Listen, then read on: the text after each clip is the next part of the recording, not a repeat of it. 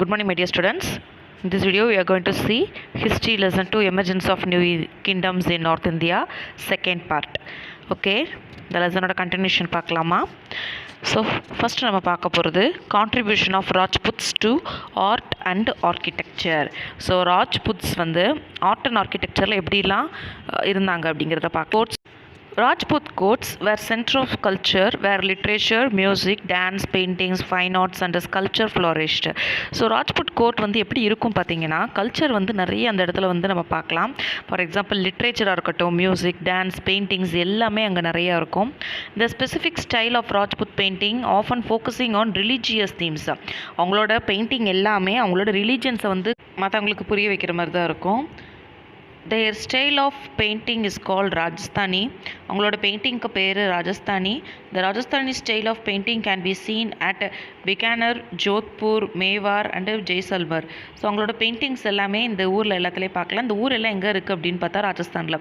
என்னென்ன ஊருமா? பிகானர், ஜோத்பூர், மேவார் அண்டு ஜெய்சல்மார். இது எல்லாமே ராஜஸ்தானில் இப்போ இருக்குது. ஸோ அங்கே எல்லாமே அவங்களோட பெயிண்டிங், அதாவது ராஜஸ்தானி பெயிண்டிங் எல்லாமே நம்ம வந்து இன்னமும் பார்க்க முடியும். Next நம்ம பார்க்க போகிற topic architecture. The Rajputs were great builders. Some of the important examples of the Rajput buildings are the strong fortress of Chittorgarh. So Rajputs வந்து லிட்ரேச்சர், கல்ச்சரில், அதே மாதிரி பெயிண்டிங்கில் எப்படி அவங்களோட திறமையை காமிச்சாங்களோ அதே மாதிரி அவங்களோட பில்டிங்ஸ் கட்டுறதுலேயும் அவங்களோட திறமைகள் நிறையா காமிச்சிருக்காங்க. So some of the building examples கொடுத்துருக்காங்க. ரன்தம்பூர் அண்டு கும்பால்கருக்கு. ஸோ இது ரெண்டுமே ராஜஸ்தானில் இருக்குது. பில்டிங்ஸ், இங்கே இருக்கிற பில்டிங்ஸ் வந்து அவங்களோட கல்ச்சரை காட்டுற மாதிரி இருக்கும். அண்ட் ஆல்சோ மண்டு, குவாலியர், சந்திரி அண்டு அஷிகார்க் இது எல்லாமே மத்திய பிரதேஷில் இருக்கிற buildings. The examples of domestic architecture of the Rajputs are the palaces of Mansingh and at Gwalior, the buildings at Amber, அதாவது ஜெய்ப்பூரில் இருக்கிற ஆம்பர், குவாலியரில் இருக்கிற Mansingh and also lake places at Udaipur. இது எல்லாமே அவங்களோட டொமஸ்டிக் ஆர்கிடெக்சர். ஸோ அதெல்லாம் டூரிஸ்ட் ஸ்பாட் மாதிரி. Many of the Rajput cities and palaces stand among the hills in forts or by the side of beautiful artificial lakes. So அவங்களோட buildings எல்லாமே எப்படி கட்டியிருப்பாங்க அப்படின்னா ஏதாவது ஒரு ஹில், மலைக்கு பக்கத்துலையோ இல்லை ஒரு ஆர்டிஃபிஷியலாக அவங்க உருவாக்கின லேக்ஸ்க்கு பக்கத்துலேயே தான் அவங்க வந்து பில்டிங்ஸ் கட்டியிருக்காங்க. The castle of Jodhpur in Rajasthan is perched upon a lofty rock overlooking the town. So அவங்களோட கேஸ்டில், அவங்களோட கோட்டை எங்கே கட்டியிருந்தாங்க அப்படின்னா ராஜஸ்தானில் ஜோத்பூரில் ஒரு மலைக்கு மேலே தான் அவங்களோட கேஸ்டில் இருந்தது. The temples the Rajput rulers built have won the admiration of art critics. So அவங்க கட்டின கோயில் எல்லாமே அவங்களோட ஆர்ட்டை வந்து நிறையாவே பறைசாற்றுச்சு. The temples in Khajuraho, the Sun Temple in Konark, the Dilwara Jain Temple constructed in Mount Abu and Kandaria Temple at Madhya Pradesh are the illustrious example of their architecture. So the Khajurahoல இருக்கிற temple, sun temple, Dilwara Jain temple இது எல்லாமே அவங்களோட ஆர்கிடெக்சருக்கு best examples. The Khajuraho in Bundelkhand has 30 temples. ஹஜ்ராஹோவில் மொத்தம் 30 temples இருக்குது. The shikharas of the temples are most elegant. So அங்கே இருக்கிற சிற்பங்கள் எல்லாமே ரொம்ப எலிகண்ட்டாக இருக்கும், ரொம்ப அழகாக இருக்கும் பார்க்க. The exterior and interior parts of the temples are adorned with very fine sculptures. These temples are dedicated to Jain tirthankaras and Hindu deities like Shiva and Vishnu. So அந்த டெம்பிள் எந்த சாமிக்காக அப்படின்னா சிவன் அண்டு விஷ்ணுக்காக தான் அவங்க வந்து கட்டியிருக்காங்க. There are 16 Hindu and Jain temples at Ocean, which is 32 miles away from Jodhpur. The Ocean பிளேஸில் வந்து மொத்தம் 16 temple, Hindu and Jain temples கட்டியிருக்காங்க. ஸோ இது எங்கே இருக்குது அப்படின்னா ஜோத்பூர்லேருந்து 32 மைல்ஸ் வந்து தூரத்தில் இருக்குது. The Jain temple at Mount Abu has a white marble hall and a central dome of 11 concentric rings and richly carved vaulted ceiling and pillars. Mount அபுவில் இருக்கிற ஜெயின் டெம்பிள் வந்து ஃபுல்லாக மார்பிளோட கட்டின மாதிரி தான் இருக்கும். அந்த ஹால் வந்து ஃபுல்லாக மார்பிள் ஹாலு. ஸோ பார்த்திங்கன்னா அதில் வந்து 11 சென்ட்ரிக் டூம்ஸ் வந்து இருக்கும். அதாவது டூம்ஸ்னால் அந்த தாஜ்மஹால் மேலே இருக்கும் பார்த்திங்களா, அந்த மாதிரி. ஸோ ஃபுல்லாகவே அது எல்லாமே ஹையாக ரிச்சாக வந்து என்ன பண்ணியிருக்காங்க அப்படின்னா ஃபுல்லாக வந்து ஒர்க் பண்ணியிருக்காங்க. next topic, contribution of Palas to culture. So the Palas were adherents to the Mahayana school of Buddhism. They were generous patrons of Buddhist temples and the famous universities of Nalanda and Vikramshila. So Palas எல்லாருமே maximum Buddhism follow பண்ணுறாங்க. So அவங்க எல்லாருமே Buddhist டெம்பிள்ஸ்க்கு போவாங்க. அதே மாதிரி அவங்களோட 2 famous universities இருந்தது. So Nalanda and Vikramshila. So it was through their missionaries that Buddhism was established in Tibet. So இவங்களோட ப்ராக்டிஸ்னாலேயோ இவங்களோட முயற்சியாலேயும் டிபெட் வரைக்கும் வந்து எஸ்டாப்ளிஷ் ஆச்சு. They celebrated Buddhist monk Atisha, who reformed Tibetan Buddhism, was the president of the Vikramashila monastery. The Palas also maintained cordial relations with the Hindu Buddhist state of the Shailendras of Sumatra and Java. So இவங்க என்ன பண்ணாங்க அப்படின்னா, ஒரு Buddhist Monk Athisha அப்படிங்கிறவர், ஆக்சுவலாக அவர் தான் வந்து விக்ரமஷிலா மானஸ்ட்ரியோட president. So இவங்க எல்லாம் என்ன பண்ணியிருக்காங்க அப்படின்னா, அந்த பாலாஸ் வந்து ஹிந்து புத்திஸ்ட் வந்து நிறையாவே அவங்க வந்து ஸ்ப்ரெட் பண்ணியிருக்காங்க. Under Pala patronage a distinctive school of art which is called Pala art or eastern India art. So Pala பேட்ரனேஜில் ஒரு ஸ்கூல் இருந்திருக்கு. ஸோ அங்கே வந்து பார்த்திங்கன்னா ஆர்ட் வந்து நிறையவே ஸ்ப்ரெட் பண்ணியிருக்காங்க. ஸோ அதில் வந்து Pala art, eastern India art அப்படிங்கிறது famous. Pala artistic style flourished in present day states of Bihar and West Bengal and also in present day Bangladesh. So அந்த ஆர்ட் வந்து இப்போ ப்ரெசென்ட்டாக இருக்கிற வெஸ்ட் பெங்கால், பீகார் அண்ட் பங்களாதேஷ் இருக்கிற ஏரியாவில் வந்து ரொம்பவே ஸ்ப்ரெட் ஆச்சு.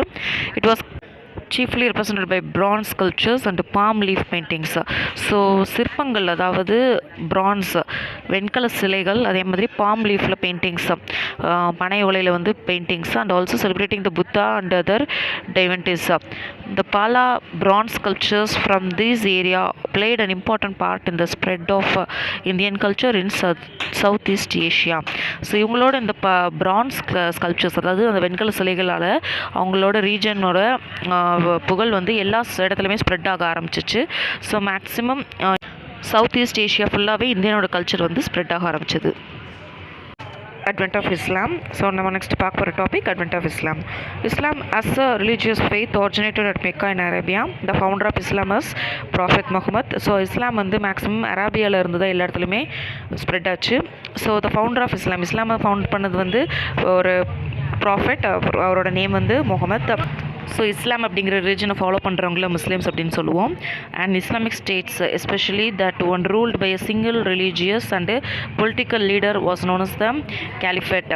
ஸோ இஸ்லாமிக் ஸ்டேட்டை வந்து எஸ்பெஷலாக ஒருத்தங்க ஒரு ரிலீஜியஸாக ரூல் பண்ணுறாங்கல்ல, ஸோ அவங்கள வந்து கேலிஃபேட் அப்படின்னு சொல்லுவாங்க. So caliph means a representative of the prophet Muhammad. So அவரோட ஃபாலோயர்ஸ், ஸோ ப்ராஃபட் முகமதோட ஃபாலோயர்ஸ், அவங்களோட ரெப்ரசன்டேட்டிவ்ஸ் வந்து கேலிஃப்னு சொல்லுவாங்க. 2 early caliphs were Umayyads and the Abbasids. So both the Umayyads and Abbasids expanded their rule separately by their conquests and by preaching the principles of Islam. So இவங்க 2 பேருமே வந்து அவங்களோட பிரின்சிபல்ஸை வந்து இஸ்லாமோட பிரின்சிபல்ஸை ஊர் ஃபுல்லாக, அதாவது உலகம் ஃபுல்லாக வந்து ஸ்ப்ரெட் பண்ண ஆரம்பித்தாங்க.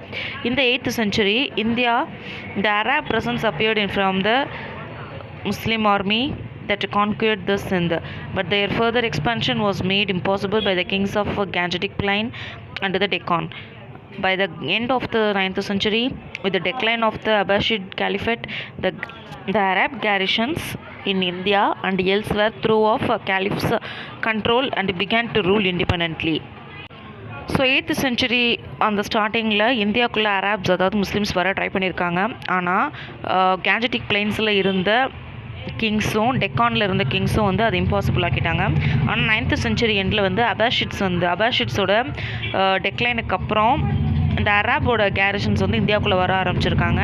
ஆனாலும் அவங்களோட கண்ட்ரோலிங் வந்து கேலிப்ஸோட கையில் தான் இருந்திருக்கு. So they began to rule independently. Muhammad Ghazni AD 9972 1030, Muhammad is said to have conducted 17 raids into India. At that time, North India was divided into a number of small kingdoms. So Muhammad வந்துட்டு India மேலே 17 times வந்து படையெடுத்திருக்காரு. அதில் வந்து north India வந்து அந்த டைமில் நிறையா சின்ன சின்ன ஸ்மால் கிங்டம்ஸாக வந்து ஸ்ப்ளிட் ஆகியிருந்திருக்கு. One of them was Shahi kingdom. So அதில் ஒன்று தான் அந்த ஷஹாய் கிங்டம் அப்படிங்கிறது, which is extended from Punjab to Kabul. பஞ்சாப்லேருந்து காபூல் வரைக்கும் இருந்திருக்கு. So the other important kingdoms were Kannauj, Gujarat, Kashmir, Nepal, Malwa and Bundelkhand. The initial raids were against the Shahi kingdom in which its king Jayapala was defected in 1001. So ஸ்டார்டிங்கில் வந்து இந்த ரைடு எல்லாமே ஷஹாய் கிங்டம் மேலே தான் வந்து இருந்திருக்கு. அதில் அந்த ஜெயபாலா அப்படிங்கிற கிங்கை வந்து 1001 வந்து டிஃபீட் பண்ணிட்டாங்க. அவரோட டிஃபீட்டுக்கு அப்புறம் அவரோட சக்ஸஸர் ஜெயபாலாவும் மஹ்மதை எதிர்த்து வந்து போராடியிருக்காரு. ஸோ அவரையும் டிஃபீட் பண்ணிட்டாங்க. ஸோ அந்த டைமில் வந்து அவங்க எதெல்லாம் கைப்பற்றிட்டாங்க அப்படின்னா பஞ்சாப் எல்லாத்தையுமே வந்து அவங்க கைப்பற்றுறாங்க. அதே சமயம் வந்து முகமது வந்து அது மட்டும் விடாமல் ஃபுல்லாக இந்தியாவே கவர் பண்ணுறதுக்கு ஃபுல்லாக வந்து ரைட் பண்ணிகிட்டே தான் இருக்கார். ஸோ நார்த்தன் இந்தியாவில் மேக்ஸிமம் எல்லாத்தையுமே அவர் வந்து கைப்பற்றுறாரு. ஸோ அதில் வந்து எக்ஸாம்பிள் பஞ்சாப் ஹில்ஸ்லேருந்து தானேஸ்வர் நியர் டெல்லி எல்லாத்தையுமே அவர் வந்து கைப்பிடிச்சிடுறாரு. ஸோ நெக்ஸ்ட்டு இன் 1018 வந்து மஹ்மூத் வந்துட்டு ஹோலி சிட்டின்னு சொல்லக்கூடிய மதுரா, அதாவது கிருஷ்ண பிறந்த ஊர்னு சொல்லுவாங்கள்ல, ஸோ அங்கேயும் வந்து படையெடுக்கிறாரு. அங்கே அதுக்கப்புறம் வந்து கனஜையும் கைப்பற்ற நினைக்கிறாரு. ஆனால் கனஜோட ரூலர் வந்து ராஜ்யபாலா நிறையவே எதிர்த்து போராடுறாங்க. ஆனால் ஒரு சுச்சுவேஷனில் வந்து அவங்களும் இறந்துடுறாங்க. ஸோ இப்போ நிறைய ஆட்சியை வந்து மஹ்மூத் பிடிச்சிடுறாரு. அண்டு நெக்ஸ்ட் அவரோட டார்கெட் வந்து குஜராத் பக்கம் வருது. ஸோ அது மட்டும் இல்லாமல் மால்வாவையும் அவரோட டைனாஸ்டிக்குள்ளே கொண்டு வந்துடுறாரு. நெக்ஸ்ட் நம்ம பார்க்க போகிற king Muhammad of Ghor. So இவரோட period 1149 to 1206. Muhammad of Ghor or Muhammad Ghori started as a vassal of Ghazni but became independent after the death of Mahmud. So மஹ்மூத்துக்கு அப்புறம் த்ரோனுக்கு வந்தவர் வந்து முகமது ஆஃப் கோர். இவர் காஸ்னியை வந்து அவரோட கண்ட்ரோலில் வச்சுருந்தார். அண்ட் ஆல்சோ ரொம்ப சேஃபாக செக்யூர்டாக ரொம்ப ஸ்ட்ராங்காக வந்து அவரோட ஆர்மியை வந்து பில்ட் பண்ணி வச்சுருந்தாங்க. ஸோ காஸ்னிக்கு அப்புறம் இந்தியாவை வந்து ஃபுல்லாக அவரோட கைப்பற்றணும் அப்படின்னு நினைக்கிறாரு. ஆனால் unlike Mahmud of Ghazni, he wanted to extend his empire by conquering India. In 1175 Mahmud captured Multan and occupied whole of it in his subsequent expeditions. In 1186 he attacked Punjab and captured it. So அவரோட ஃபுல் அட்டென்ஷன் இந்தியா மேலே வருது. இந்தியாவில் first வந்து முல்தான் அப்படிங்கிற பிளேஸை வந்து first attack பண்ணுறாரு, அதை கேப்சர் பண்ணிடுறாரு. அதே சமயம் 1186 பஞ்சாபை வந்து அட்டாக் பண்ணுறாங்க. அண்ட் ஆல்சோ பஞ்சாபையும் அவங்க கேப்சர் பண்ணிடுறாங்க.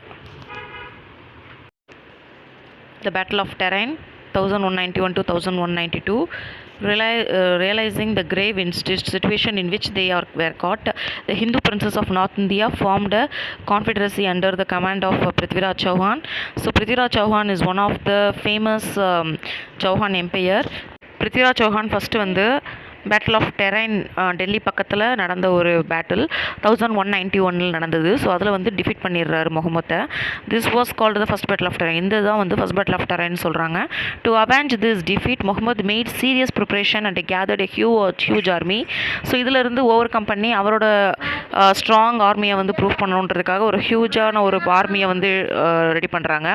He arrived with this large force இன் லாகூர், பியா, பெஷ்வார் அண்ட் முல்டான். ஸோ லாகூர் வழியாக பெஷ்வார்க்கு அண்ட் ஆல்சோ முல்டானுக்கு வந்து உள்ளே வந்துடுறாங்க. He send a message to Prithviraj asking him to acknowledge his supremacy and become a Muslim. So இவர் என்ன பண்ணுறாரு, பிருத்விராஜை வந்து முஸ்லீமாக கன்வெர்ட் பண்ண சொல்கிறாரு. ஆனால் பிருத்விராஜ் வந்து அந்த ப்ரொபோசலை ஏற்றுக்கலை. ஓகேவா? ஸோ அவர் என்ன பண்ணுறாரு அப்படின்னா மறுபடியும் ஒரு பேட்டிலுக்கு வந்து ரெடி ஆகுறாங்க ரெண்டு பேரும். ஸோ இந்த second battle of Tarain it was a major disaster for the Rajputs. So ராஜ்புட்ஸ்க்கு வந்து இது ஒரு பெரிய டிசாஸ்டர் ஆகுது. Their political prestige suffered a serious setback. The whole Chauhan kingdom now lay at the feet of the invader. The first Muslim kingdom was thus firmly established in India at Ajmer and a new era in the history of India began. So first battle of டெரைனில் வந்து பிருத்விராஜ் சௌஹான் வந்து win பண்ணுறாங்க. ஆனால் second battle of டெரைனில் Muhammad of Ghor தான் win பண்ணுறாரு. So அதனால் என்ன ஆகுது அப்படின்னா அஜ்மீரில் வந்துட்டு முஸ்லீம்ஸ் வந்து அவங்களோட டைனாசிட்டியை கொண்டு வராங்க. ஸோ இதனால் இந்தியாவுக்குள்ளே முஸ்லீம்ஸ் வந்துட்டு ஒரு பெரிய டைனாசிட்டியை கொண்டு வரதுக்கு ஒரு ஆரம்பம் அப்படின்ற மாதிரி ஆகுது. After his victory over Prithviraj at Tarain, Muhammad returned to Ghazni to deal with threat from the Turks and Mongols. After the death of Muhammad in 1206, his most capable General Qutbuddin Aibak, who had been left behind in India, took control of Muhammad's territories in India and declared himself as the first Sultan of Delhi.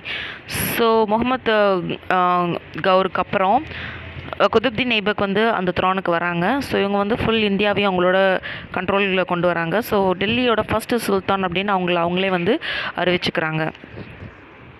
So that's all my dear students, we came to the end of the lesson.